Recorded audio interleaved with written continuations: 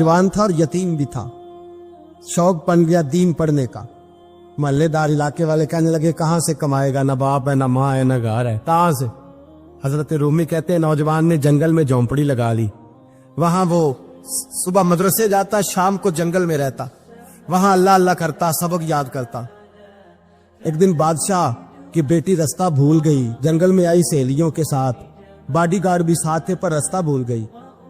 खोती खोती शाम हो गई, ऐसी खोई कि जब रात गहरी हो गई तो आके उस नौजवान के पास रुकी और चिल्लाने लगी।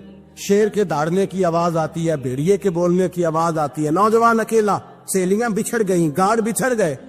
कहने लगी मैं परेशान हूँ, मुझे जगह मिल जाएगी। नौजवान कहता मैंने शहजादी देखी और मुझे भी पता था कि घर एक ही है और आग को अंदर से दरवाजा भी बंद करना पड़ता है, जंगल जानवर भी आ जाते। कहते मेरी छोटी सी कुटिया में, झोंपड़ी में वो आई, रो के कहने लगी सहारा कोई नहीं, अगर मैं पीछे निकलूंगी तो भेड़िए खा जाएगा। कहते मैंने उसे जगह दे दी। अकेली औरत, चिराग जल रहा है, सबक याद कर रहा हूं। मेरे नबी पाक ने फरमाया जहां मर्द औरत अकेले हो तीसरा शैतान होता है। और शहजादी, वो बच्चा कहता है सबक याद करता रहा सारी रात। वो बच्ची को कहा सो जा, पर वो कहती है नींद मुझे भी कहाँ आई। ऐसे मौकों पर नींद, सारी रात सबक याद करता। थोड़ी थोड़ी देर के बाद चिराग जलता तो उस पर उंगली रखता, हाथ जलता तो पीछे खींचने, फिर दूसरी उंगली रखता, थोड़ी देर के बाद जलता तो खींचने, हाथ सारा जल गया। सुबह किरणें चमकी तो कहने लगा चल निकल जा, दौड़ जा, बस बड़ा सब्र का इम्तिहान हो गया, चली जा। शहजादी बाहर निकली, सिपाही ढूंढ रहे थे। बादशाह खुद जंगल में निकला हुआ था, मेरी बेटी मिल गई। बादशाह तन्हाई में जाके कहने लगा बेटा मैं दुनिया को बताऊंगा कि मेरी बेटी खोई नहीं थी, सिपाही साथ ही थे। ये बड़ा मुश्किल होता है, बेटी तो भूल के भी रात कहीं रह पड़े तो लोग जीने नहीं देते, तो बेटा मुश्किल हो जाएगा मेरे लिए। कहाँ थी? उसने कहा नेक नौजवान के पास। उसने कहा बेटा मैं तो तेरी बात मानूंगा पर दुनिया नहीं मानेगी। अगर उस नौजवान ने किसी को बता दिया कि तू उसके पास थी तो फिर लोग मेरा जीना मुहाल कर देंगे।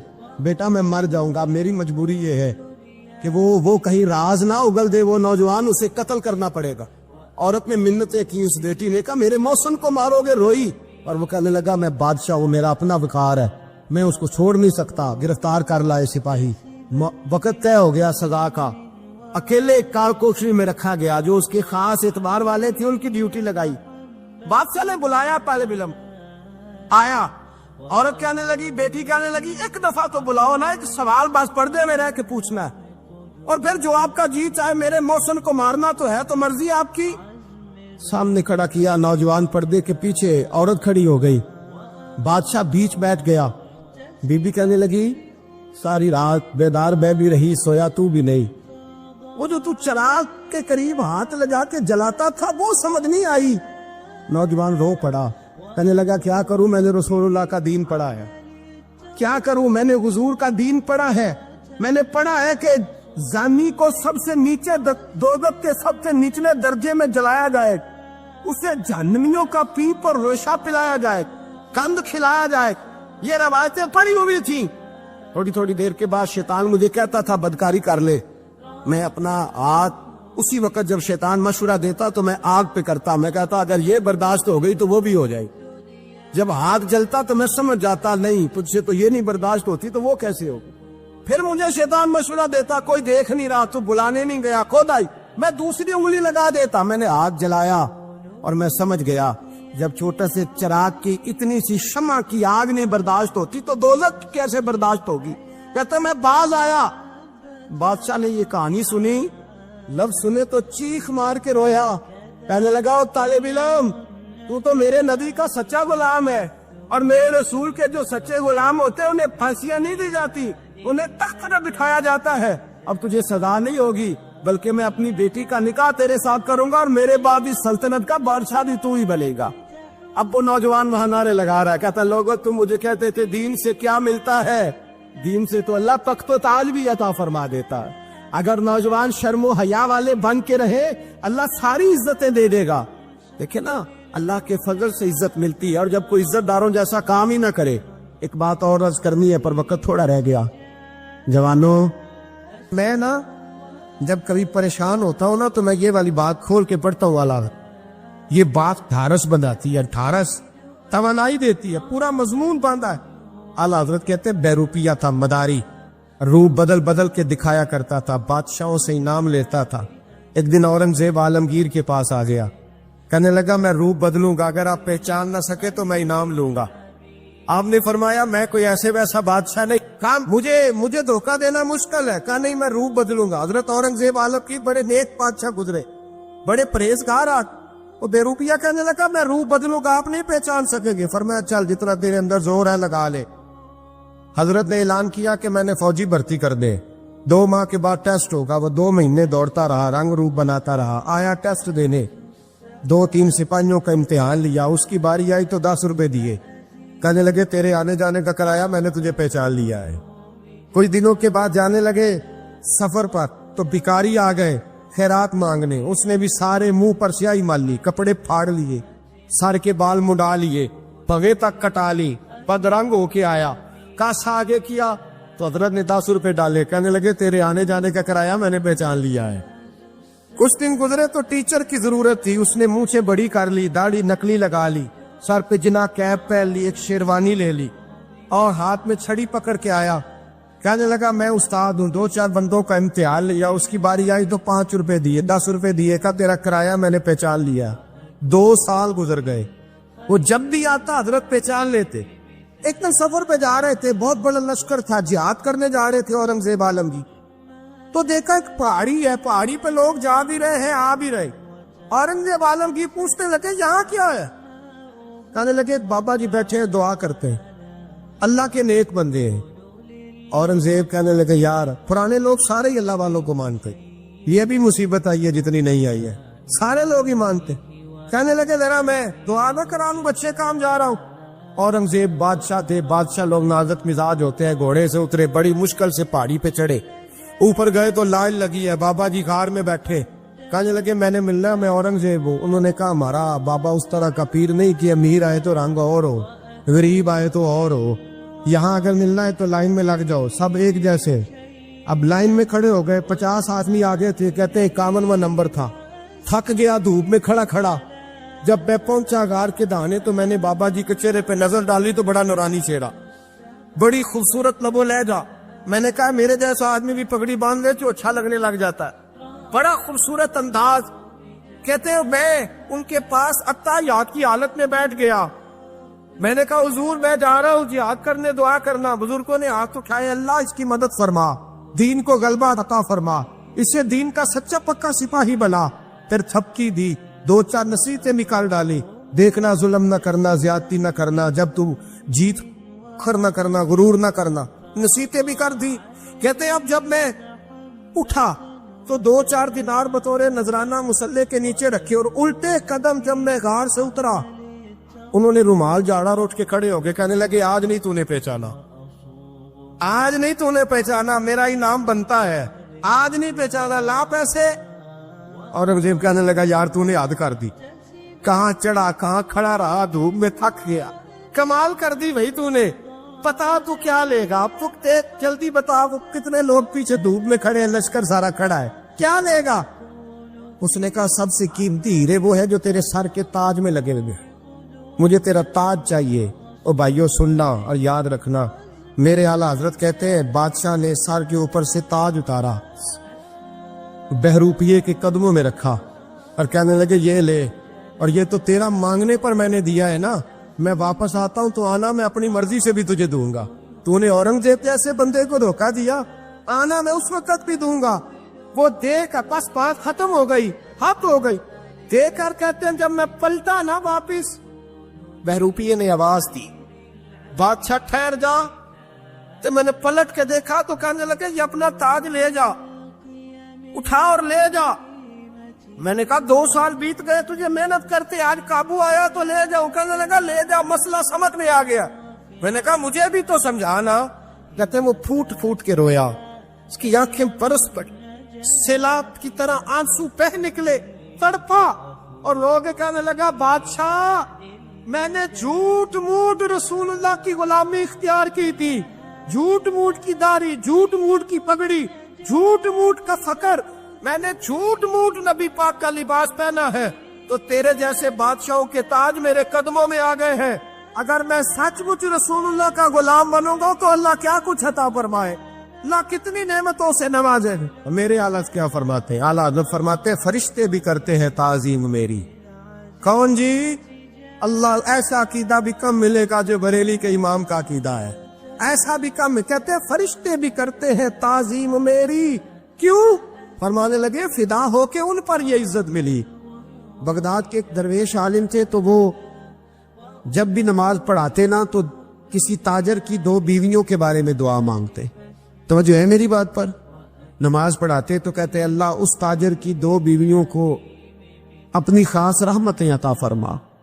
एक दिन लोग उनके गिर्द इकट्ठे हो गए, कहने लगे बाबा जी बताएं तो सही वो बीवियां कौन थी जिनके लिए आप दुआ मांगते। तो फरमाने लगे मेरे शहर का एक ताजर था, बहुत बड़ा ताजर था, मालदार था पर बे औलाद था। उसे बगदाद से मुल्क के शाम जाना पड़ता था तिजारत करने, और कई कई महीने उसे शाम के मुल्क में रहना पड़ता था। उसने इस तरह किया कि वहां भी एक शादी कर ली। तो जो है ना मेरी बात पर, क्या कर लिया उसने? दूसरी शादी करना मर्द के लिए जायज है, तीसरी करना भी, चौथी करना भी भैया के वक्त, मगर अगर इंसाफ कर सके तो। अगर चारों में हम ना आधा मसला सुनते हैं और आधा ही बयान करते हैं, अगर इंसाफ ना कर सके फिर उसके लिए 4 जायज, फिर वो एक ही रखेगा। तो अजीज दोस्त, दूसरा निकाह कर लिया, शादी हो गई। अब वो वहां कुछ ज्यादा वक्त गुजारने लगा, मालदार आदमी था, बीवी को मकान भी लेके दे दिया। अब वो देर से आता वापिस, और जब आता भी तो उसके वो वाले अंदाज ना होते जो पहले हुआ करते थे। अब बीवी से बड़ा जासूस भी कोई नहीं होता, उसको तो पहले पता चल जाता है कि माजरा क्या है, उसे बड़ी खबर होती है। तो उसने महसूस कर लिया कि बदले बदले से मेरी सरकार नजर आते। वो कहने लगी अब के जब आता जाता है तो इसके हालात कुछ बदले बदले से हैं, माहौल कुछ और है। उसने एक बूढ़ा आदमी जो उसका अजीज भी था और समझदार भी था उसको तैयार किया। कहने लगी अब के जब मुल्क के शाम जाए ना तो इसका पीछा करना और खबर करना कि कहाँ रहता है, कहाँ जाता है, क्या करता है। वो बूढ़े बुजुर्ग जो थे वो खातून के कहने पर कुछ उसने किराया भी दिया। वो उस ताजर के पीछे गए और वापस आके खबर दी। कहने लगे कि ये तो 2-3 साल बीत गए, इसने वहां भी शादी की हुई है, तुझे बताया ही नहीं। बीवी बड़ी समझदार थी, हौसला मंद, जीरत, उसने शोर नहीं मचाया। उसने कहा कि मैं ना अब जब आएगा ना तो तरीके से बात करूंगी और पूछूंगी कि ऐसा क्यों किया। और ये भी उसने आके बताया कि अगर तेरे साथ निकाह के बाद उसे औलाद नहीं मिली तो औलाद वहां भी कोई नहीं, कि मुकम्मल तफसीलात। अब जब इस दफा खामंद आया तो आते ही वो बीमार हो गया, कमजोर होने लगा। अब खातून ने मुनासिब नहीं समझा कि आते ही धड़ाम से मैं उसके सर पर ये ठोड़ दूं कि तूने निकाह किया हुआ है और मुझे बताया नहीं। वो जरा तसल्ली में रही, कुछ वो बीमार था, हौसला रखा, खिदमत करती रही। कुछ दिन गुजरे तो वो ताजर इंतकाल कर गया, फौत हो गया।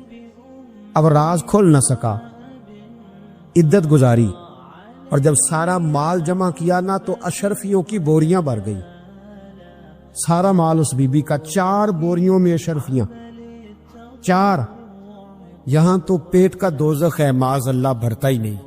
हाल में मजीद, हाल में मजीद। वो जो कहते थे ना कि बस बाहर चला जाऊं और बाहर मैं कुछ थोड़े से पैसे कमा के 2-3 साल में लौट आऊंगा, फिर यहां आके कोई कारोबार करूंगा, वो गए हैं तो वापिस नहीं आए। वो जो कहते थे ना बस मैंने इतना सा कारोबार करना है कि मकान बन जाए, उन्होंने 4 मकान भी बना लिए हैं, लेकिन बरेक हल में मजीद की दौड़ है। अब 4 बोरियां उस औरत ने छुपाए रखी। कोई बंदा नहीं जानता बगदाद में कि मुल्क के शाम में ताजर की दूसरी बीवी भी है। जब वो फारिग हुई तो उसने उस बूढ़े जासूस को फिर बुलाया और 2 बोरियां ऊंट पे रखी, खुद भी साथ बैठी और मुल्क के शाम गई। अल्लाह अकबर। वो बुजुर्ग कहते हैं मैं ऐसे नहीं दुआ करता। उसको जाके कहने लगी मैं अकेली वारिस नहीं हूं, आधे की वारिस तू भी है। मैं अकेली वारिस नहीं, ये तक़सीम विरासत है, आधी की वारिस तू भी है। तो रख अपने पैसे, मुझे पता है उसने निकाह किया था पर मुझे बताया नहीं था, तो रख अपने पैसे, मैं तुझे दे रही हूं, आधे तेरे हैं आधे मेरे हैं। उसने नजर उठाई तो रो पड़ी, कहने लगी नहीं अब ये सारे तेरे ही हैं। اگر تو اللہ سے ڈرتی ہے تو میں بھی رب سے ڈرتی ہوں، اگر تو مصطفیٰ کریم کا کلمہ پڑھتی ہے تو میں بھی اسی نبی کی ماننے والی ہوں۔ کہا بات کیا ہے، میرا کیوں ہے سارا؟ تو وہ خاتون کہنے لگی وہ 2 سال 3 سال سے میرے ساتھ نکاح تھا اور اس نے بتایا تھا مجھے کہ میری بیوی بھی ہے، اور میں غریب تھی تو میرے والدین کو بھی بتایا تھا کہ میری دوسری شادی ہے۔ یہ مکان اس نے مجھے لے کے دیا تھا، میرے تمام اخراجات وہ پورے کرتا تھا، نان و نفقہ کا خیال رکھتا تھا، لیکن اب کہ جب وہ آیا تو وہ بیمار تھا۔ اس نے مجھے بتایا کہ مجھے طبیب نے بتایا ہے کہ میں شدید بیمار ہوں، شاید بچ نہ سکوں۔ تو کہنے لگی وہ مجھے کئی لاکھ روپے بھی دے گیا اور جاتے دفعہ مجھے طلاق بھی دے گیا، فارغ کر گیا۔ کہنے لگا تو جہاں چاہے میرے بعد نکاح کر سکتی ہے، اور کہنے لگا میں چاہتا تھا پہلی بیوی کو بتا دوں، موقع نہیں بنا اور اس کا دل نہ ٹوٹے، بتا نہیں پایا، لہذا وہ مجھے ڈھیر سارے پیسے دے چکا ہے، سارا میرا حصہ مجھے پہلے سے دے چکا ہے میری بہن۔ اب یہ 4 بوریوں میں سے 2 میری نہیں بلکہ 4 کی 4 ہی تیری ہے، تو ہی اس کی حقدار ہے۔ تو بزرگ کہتے ہیں مجھے بتاؤ جن کے اندر اس قسم کے تقوی کی جھلک ہو ان کے لیے ہر نماز کے بعد دعا مانگنی چاہیے کہ نہیں مانگنی چاہیے؟ حضرت عمر کے زمانے میں نا ایک نوجوان تھا، نیک تھا، مسجد جایا کرتا تھا رات کو۔ تو مسجد جا رہا تھا تو رستے میں ایک عورت نے دعوت گناہ دی، ابن عساکر نے اس کو لکھا ہے۔ تو نوجوان تھا، خواہشات تھی، کچھ طبیعت مائل ہو گئی، ابھی ادھر جا ہی رہا تھا کہ کسی نے آیت پڑھ دی والی من خاف مقام ربی جنتان، جو رب کے سامنے کھڑے ہونے سے ڈرے گا اللہ 2 جنتیں دے گا۔ واقعی ڈر گیا، وہ واقعی ڈر گیا، اتنا ڈرا کہ بے ہوش ہو کے گر پڑا۔ بیماری سے لوگ بے ہوش ہوتے ہیں، پیسے ڈوب گئے بے ہوش ہوتے ہیں، بچے کے غم میں بے ہوش ہوتے ہیں۔ سچ بتاؤ کبھی خوف خدا سے بھی بے ہوش ہوتا کوئی دیکھا ہے؟ ہمارے ہاں تو روز مرہ ہی نہیں ہے بھائی، اور بڑی باتیں ہیں بے ہوش ہونے کی، ڈرنے کی، غش کھانے کی۔ بے ہوش ہو کے گر پڑا، بوڑھے باپ کو کسی نے بتایا بچہ بے ہوش پڑا ہے، اٹھا کے گھر لائے، گھر لا کے کہا بیٹا کیا ہوا؟ نوجوان ہے، چڑھتی جوانی ہے پر پاکیزہ بڑی ہے۔ کہنے لگا ابا جی گناہ کی طرف چلا گیا تھا پر میں نے آیت سن لی جو اللہ کے سامنے کھڑے ہونے سے ڈرے گا رب 2 جنتیں دے گا، میں ڈر گیا تھا، رب واقعی 2 جنتیں دے گا۔ باپ رو پڑے، ابا جی کی آنکھوں میں آنسو آئے اور کہا پتر اللہ بڑا مہربان ہے، اس کے وعدے سچے ہیں، واقعی 2 جنتیں دے گا۔ اس نے پھر ایک چیخ ماری اور اس طرح کی ماری کہ اس کی روح ہی پرواز کر گئی، روح ہی پرواز کر۔ کشتگان خنجر تسلیم را، عشق کی خنجر سے قتل ہو گئے لوگ۔ صبح حضرت عمر کو پتا چلا کہ انہوں نے تو رات جنازہ بھی پڑھ دیا، تدفین بھی کر دی۔ جناب عمر فرمانے لگے اتنا نیک نوجوان خوف خدا سے دنیا سے چلا گیا، مجھے کیوں نہیں بلایا میں جنازہ پڑھتا؟ فاروق اعظم فرما رہے ہیں میرا شوق تھا میں اس کا جنازہ پڑھتا۔ کہ حضور آپ کو تکلیف نہیں دی؟ فرمایا بتاؤ قبر کہاں ہے؟ تے کامل پیر اونا دے باہو قبر جنا دی جیوے۔ حضرت فاروق اعظم قبر پہ تشریف لے گئے اور کھڑے ہو کے فرمانے لگے نوجوان مجھے امید ہے میرے رب نے تجھے 2 جنتیں دی ہوں گی۔ ابن عساکر کھول کے دیکھو تاریخ بغداد نے کیا لکھا ہے۔ حضرت سیدنا فاروق نے فرمایا امید ہے 2 جنتیں دی ہوں گی، قبر کے اندر سے بولا کامل پیرونا دے باہو قبر جنا دی جیوے، قبر کے اندر سے بولا۔ کہنے لگا حضور امید والی بات نہیں، رب کے وعدے سچے ہیں، اس نے واقعی مجھے 2 جنتیں عطا فرمائی، 2 جنتیں دی ہیں، میں نے اپنے مالک کو راضی پایا۔ ہمارے صوفیاء تصوف میں ایک جملہ بولتے ہیں کہ تیرا تو فقر فقر بوزر ہے، یعنی جن کو صحیح درویش کہتے ہیں نا، صحیح درویش۔ مولا علی شیر خدا رضی اللہ تعالیٰ عنہ فرمایا کرتے 2 ہی تو بندے جو رب کے رستے میں کسی شے کی پرواہ نہیں کرتے۔ حضور کون سے؟ فرمایا ابوذر غفاری ہے اور دوسرے علی المرتضیٰ ہے۔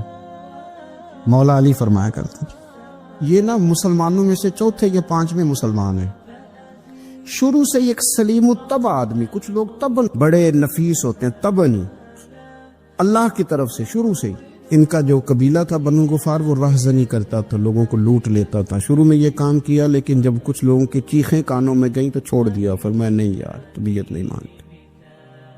اور نبی پاک کا کلمہ پڑھنے سے پہلے ہی بتوں کی پوجا چھوڑ کے رب کی عبادت شروع کر دی. لوگ پوچھا کرتے تھے آپ عبادت تو کرتے تھے پر منہ کدھر کرتے تھے؟ فرماتے تھے جدھر وہ کرا لیتا تھا کر لیتے تھے. کسی نے انہیں بتایا کہ مکے میں ایک شخص ہیں جنہوں نے اعلان نبوت کیا ہے، آپ کی طرح کی باتیں کرتے ہیں.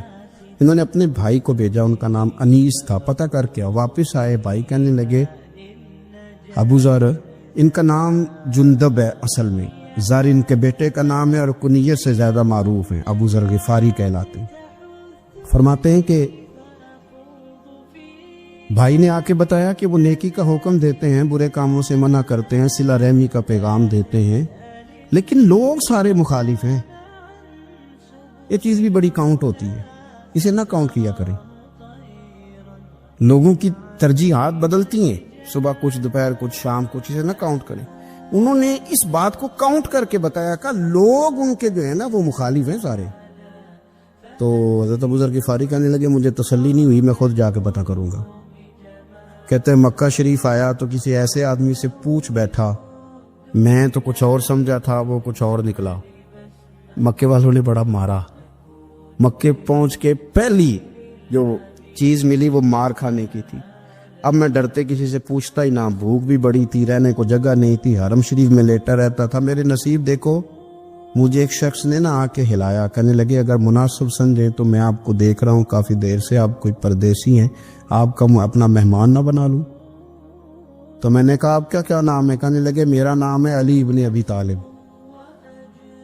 کہتے ہیں مولا کائنات گھر لے گئے، کھانا بھی کھلایا، جگہ بھی دی، سونے کو خدمت بھی کی، لیکن چونکہ میں تو پہلے ایک سے پوچھ کے مار کھا بیٹھا تھا، میں نے پوچھا نہیں میں کدھر آیا ہوں. رات رہے، اگلی رات بھی رہے، لیکن میں نے بتایا نہیں میں کس کام آیا ہوں. حضرت ابو ذر غفاری رضی اللہ تعالیٰ عنہ کہتے ہیں خود ہی مولا علی نے پوچھا بتا سکتے ہو کیسے آئے ہو؟ میں نے کہا راز رکھ لو گے. فرمایا بڑا کشادہ سینہ دیا رب نے مجھے. تو بات تو کر، کہنے لگے یار میں تو محمد مصطفیٰ کی زیارت کرنے آئے صلی اللہ تعالی علیہ وسلم. یہ بے نیاز لوگوں میں سے ہیں حضرت سیدنا ابو ذر غفاری. میں حضور کی زیارت کے لیے. حضرت علی کہنے لگے سویرے لے چلوں گا. انسان بزدل نہیں ہوتا، ہر انسان بزدل نہیں ہوتا، اور بلا وجہ ٹکراؤ کی پالیسی بنا لینا یہ بھی سیانے لوگوں کا کام نہیں. حکمت کے تقاضوں کے مطابق چلنا یہ بھی دلیر لوگوں کا ہی کام ہوتا ہے. حضرت مولا علی کہنے لگے صبح لے کے چلوں گا پر حالات ٹھیک نہیں. شرارتی لوگ ہر جگہ ہوتے ہیں، اگر کوئی شرارتیوں کا ٹولہ ملا نا جو کھڑا ہوگا جاسوسی کرنے کے لیے کہ حضور کی طرف کون کون جا رہا ہے، تو میں نیچے جھکوں گا جوتے کا تسمہ ٹھیک کرنے کے لیے. لیکن آپ نے نہیں کھڑے ہونا، آپ نے چلتے رہنا ہے تاکہ کسی کو شک نہ ہو.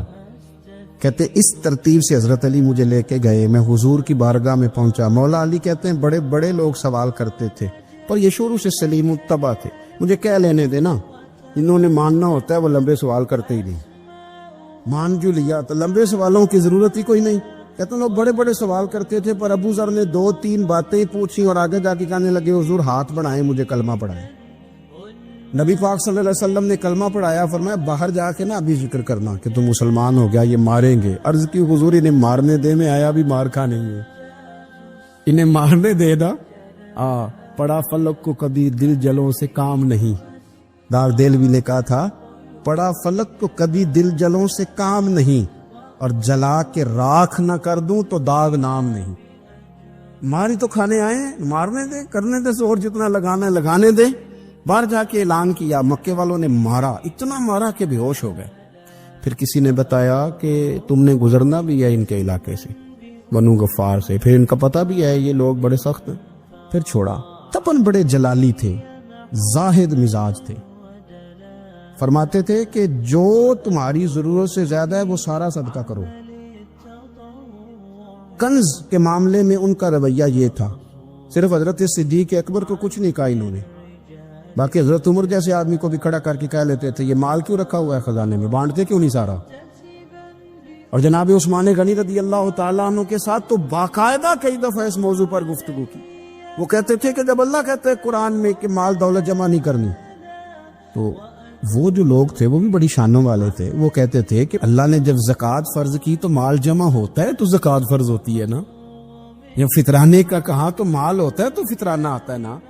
تو آپ جو کہہ رہے ہیں وہ ٹھیک ہے، پر آپ اعلیٰ بات کر رہے ہیں تقوی کی، سارا بانٹو.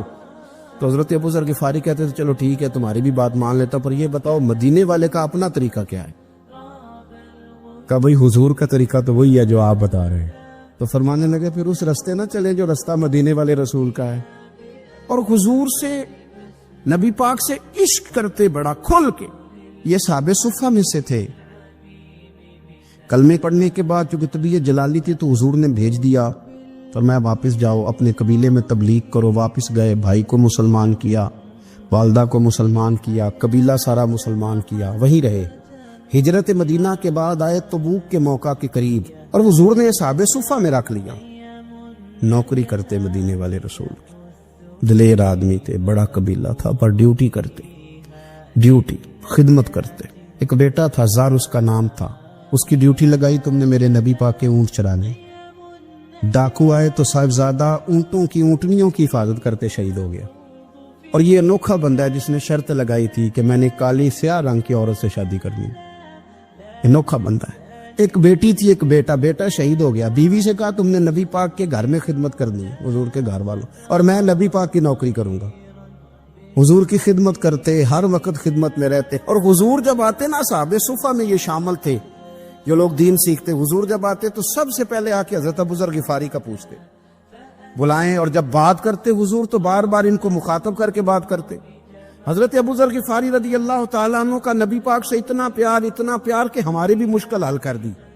ابو داؤد شریف میں موجود ہے. ایک دن کہنے لگا یا رسول اللہ صلی اللہ علیہ وسلم، اگر کوئی بندہ کسی سے پیار بڑا ہی کرے پر اس جیسے عمل نہ کر سکے، کوشش کرے کرنا. لوگ ہمیں کہتے ہیں نا کہ پیار بڑا، عمل بھی تو کرو نا. بھی کرنا چاہیے، پر انسان ہے نا، غلطی بھی تو ہو ہی جاتی ہے.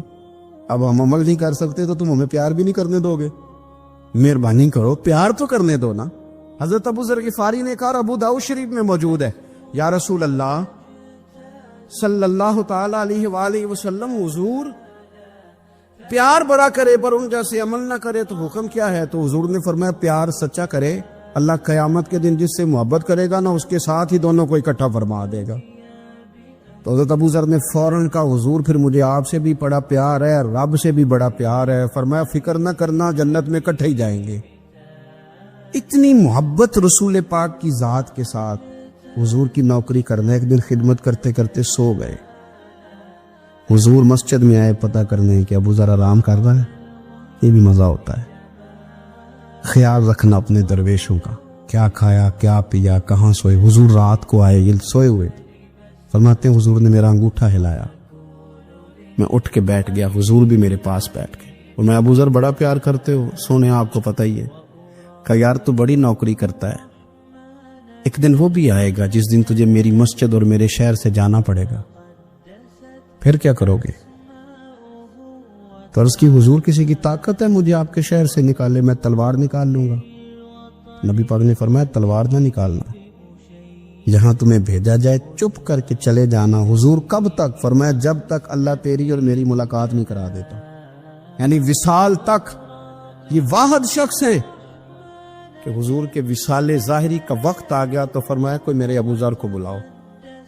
جب یہ آئے تو حضور لیٹے ہوئے تھے، یہ جھکے نبی پاک کی طرف، حضور میں حاضر ہو تو حضور نے پکڑ کے سینے کے ساتھ لگا لی.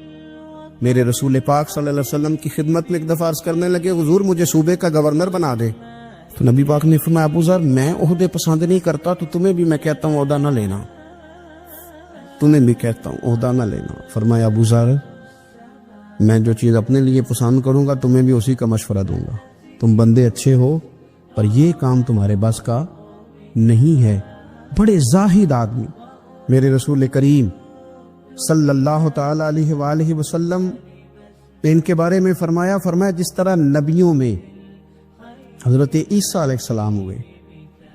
حضرت عیسیٰ دیکھیں نا، انبیاء میں اللہ تعالیٰ نے ہر قسم کی عظمت نبیوں کو دی. جناب سلیمان علیہ السلام کا تو تخت بھی ہوا میں اڑتا تھا، جن تک تابع دار تھے. اور نبیوں میں حضرت عیسیٰ بھی ہیں جن کے پاس گھر بھی کوئی نہیں، شادی بھی کوئی نہیں کی، اینٹ سرانے رکھ کے تکیہ بناتے. ایک ان کے پاس کنگھی تھی اور ایک پیالہ تھا. دیکھیں جو بندہ نیک ہو نا وہ بھی نیک ہیں, اللہ کے نبی ہیں. آپ اپنا تقوی مسلط نہیں کریں گے, جو وہ کر رہے ہیں وہ بھی مخلص ہو کے کر رہے ہیں.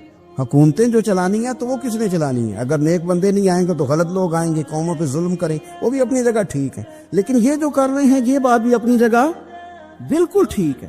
ہم پتہ کیا کرتے ہیں, ہم چیزوں کو مسلط کرتے ہیں, ایک دوسرے پر مسلط نہیں کرے چیزوں کو. آپ جو کر سکتے ہیں, جو رستہ آپ کو صحیح لگتا ہے اختیار کر لیں. یہی تو ہمارے دین کا حسن ہے, یہ سارے رستے واضح کر کے ہمیں دکھاتا ہے. حضرت عیسیٰ علیہ السلام نے ایک دن دیکھا کہ ایک بندہ نا انگلیوں کے ساتھ اپنے بال سیدھے کر رہا ہے, تو آپ نے فرمایا یار کنگھی کے بغیر بھی کام چل سکتا ہے. کنگھی بھی خیرات کر دی. دیکھا ایک بندہ ہاتھ کا تکیہ بنا کے لیٹا ہے, تو فرمایا اینٹ بھی دے دو, کسی کے کام آ جائے. ایک دن دیکھا کہ ایک بندہ نا یوں چلو میں پانی پی رہا ہے, فرمایا پیالہ بھی رہنے دو, اس کے بغیر بھی کام چل ہی جاتا ہے. جناب عیسیٰ کا یہ زہد تھا. میرے نبی پاک علیہ السلام نے فرمایا جس نے جناب عیسیٰ کا زہد دیکھنا ہو وہ میرے ابو ذر غفاری کو دیکھے. ان کو دیکھے, یہ دنیا میں جناب عیسیٰ کے زہد کے مطابق چلتے پھرتے ہیں. ساری زندگی دولت کو, مال کو پسند نہیں کیا. جہاں رہتے تھے ایک گورنر صاحب نے 300 دینار تحفے میں بھیجے. تو ایک ہوتا ہے نا بندہ کہتا نہیں نہیں ضرورت نہیں. اور حضور سید عالم صلی اللہ علیہ وسلم نے حضرت عمر سے فرمایا تھا جو خود بخود آ جائے وہ قبول کر لو اللہ کی طرف سے. لیکن ان کا رنگ فقیری والا تھا اور تھوڑا انوکھا تھا. 300 دینار آئے تو فرمانے لگے اسے جا کے کہو تمہیں کوئی اور بندہ نہیں ملا دھوکہ دینے کے لیے, میرے گھر ہی مال بھیج دیا ہے. فرمانے لگے میرے پاس گدھا ہے سواری کرنے کے لیے, میرے پاس بکریاں ہیں دودھ پینے کے لیے, میرے پاس ایک چادر اضافی ہے سامان میں سے, میں تو ڈرتا ہوں کہ رب کہیں اس چادر کے بارے میں سوال نہ پوچھ لے, اور تم ہو کہ میرے پاس یہ لے کے آئے ہو. حضرت عثمان غنی کے پاس جا کے کہا کرتے کتنا لوگوں کے پاس پیسہ آ گیا ہے, ہر بندے کے گھر میں مال ہے, یہ کیا ہو رہا ہے, لوگوں سے کہیں خرچ کریں غریبوں پہ. عثمان غنی فرمانے لگے تمہیں تو خوش ہونا چاہیے کہ میرے دور میں لوگ خوشحال ہو گئے. آپ فرمانے لگے نہیں, وہ والا رنگ زیادہ بہتر ہے جو مدینے والے نے اختیار فرمایا, کیونکہ کچا رنگ للاری والا چڑھدا تے لیندا رہندا عشق تیرے دا رنگ محمد, جدوں چڑھ جائے پھر نہیں لیندا. آپ کی طبیعت کے اندر دولت سے بیزاری. حضرت ابو درداء, حضرت ابو موسیٰ اشعری, حضرت ابو ہریرہ رضی اللہ تعالی عنہ, یہ سمجھ لیں ان کے کلاس فیلو تھے, ان کے ساتھ پڑھا تھا انہوں نے. حضرت ابو ذر غفاری ان پر بھی جلال کرتے. آپ یقین کریں کہ طبیعت نا ایسے کیف میں آ گئی ان کو پڑھ کے. ان کو پڑھا جب کچھ دنوں سے تو کچھ انوکھا, یہ انوکھی وجہ ہے, سارے زمانے سے نرالے ہیں. یہ بندے کون سی بستی کے یار اب رہنے والے ہیں, یہ کس طرح کے لوگ ہیں, کیا سوچ ہے. حضرت ابو درداء رضی اللہ تعالیٰ عنہ کے گھر کے قریب سے گزرے تو حضرت ابو درداء مکان بنا رہے تھے. کیا جملہ کہا, تڑپ گئی روح. فرمانے لگے ابو درداء تجھ سے مجھے یہ امید نہیں تھی یار. فرمایا کیا ہوا؟ فرمانے لگے اب تیرا مکان بنانے کے لیے بھی اللہ کے بندوں کی پشتوں پر اینٹیں رکھی جائیں گی. تیرا مکان بنانے کے لیے رب کے بندوں کی پشتوں پر اینٹیں تیرے لیے. حضرت ابو درداء نے گردن جھکا لی. فرمایا یار جہاں تو ہے نا تو بالکل ہی ٹھیک کہتا ہے. کیوں؟ میرے نبی پاک صلی اللہ علیہ وسلم نے فرمایا اس زمین کے اوپر اور آسمان کے نیچے ابو ذر غفاری سے سچا بندہ کوئی نہیں, ان سے زیادہ سچا کوئی نہیں. فرمایا تو ٹھیک کہتا ہے یار, صحیح کہتا ہے. حضرت ابو موسیٰ اشعری رضی اللہ تعالیٰ عنہ کو گورنر بنا دیا گیا عراق کا. اب حضرت ابو موسیٰ اشعری صحابہ میں ایک بڑے جلیل القدر صحابی ہے, اور ان کی عظمتیں, رفعتیں, بلندیاں کیا کہنا, بڑی گہری دوستی تھی. لیکن جب وہ گورنر بن گئے نا تو آپ نے فرمایا بس بھئی اب تو نے عہدہ لے لیا ہے, یہ بندے کو ٹھیک نہیں رہنے دیتی تھی, اب تو عہدے میں چلا گیا. بڑی مدت کے بعد ملاقات ہوئی حضرت ابو موسیٰ اشعری کے ساتھ. وہ دوڑ کے آئے حضرت ابو ذر غفاری کے گلے ملنے, میرا بھائی میرا بھائی. فرمایا پیچھے ہٹ جا, میں نہیں تیرا بھائی, تو گورنر ہے, میں غریب آدمی ہوں, اپنا کام کر. پھر دوڑ کے آئے. فرمایا ابو ذر تو میرا بھائی ہے یار, اکٹھے پڑھتے تھے حضور. فرمایا نہیں جا, تو نہیں میرا بھائی. پھر آئے. جانتے تھے نا یہ سچا بندہ ہے, یہ سچا بندہ ہے, یہ تقریروں والا نہیں, صرف وعظوں والا نہیں, اس کے اندر بھی بڑی سچائی ہے. قریب آئے آ کے کہا یار تو میرا بھائی ہے میرے سینے لاگ. فرمانے لگے تو تیسری بار آیا ہے, مومن ہے, میں منہ نہیں موڑ سکتا, پر پہلے مجھے بتا گورنر بننے کے بعد تو نے مکان کتنے بنائے, باغ کتنے لگائے, چکیاں کتنی لگائی, کتنے تو نے چیزیں بنائی ہیں, پہلے بتا. تو ابو موسیٰ اشعری نے ان کا ہاتھ پکڑا, رونے لگے, کہنے لگے جس محبوب سے تو نے تربیت لی ہے میں بھی انہی کا نوکر ہوں, جن کپڑوں میں میں راگ گیا تھا میرے آج بھی وہی ہے. یار کیا بات کرتا ہے تو, میرے وہی ہیں. مجھے بتا اگر یہ عہدے خدمت کے ہم نہیں لیں گے تو پھر کیا ظالموں کو دیں گے, غیروں کو دیں گے؟ نہ کر, کچھ نہیں بنایا. حضرت سیدنا ابو موسیٰ اشعری رضی اللہ تعالیٰ عنہ روئے, اور جب کہا نا کوئی شے نہیں میرے پاس, تو فرمایا اچھا چل آ جا پھر سینے لگ جا, تو واقعی میرا بھائی ہے.